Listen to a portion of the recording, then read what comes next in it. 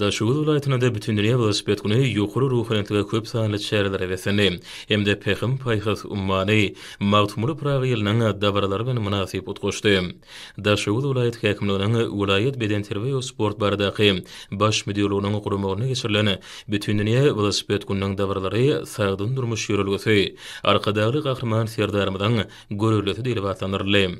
Şanly sene münasibetli gurulany velosipedli ýürüşine gatnaşýanyň uzun hatarlary, babatlarda bolşýary, beden terbiýe we sport urgumlaryny da türkmen halkynyň milli lideri, gahrman arkadamydan hemde arkadagy gahrman serdarymydan tutumlarynyň ähli halk gollawyna eýe bolýanyny görkezdi.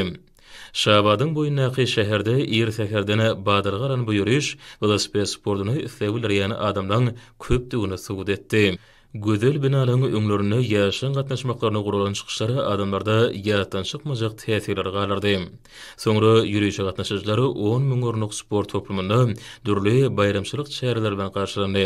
Toplumyň öňünde ýaýlanlanan sport we medeni çykyşlary dawarlaryň ähmiýetini hasam artdyrdy.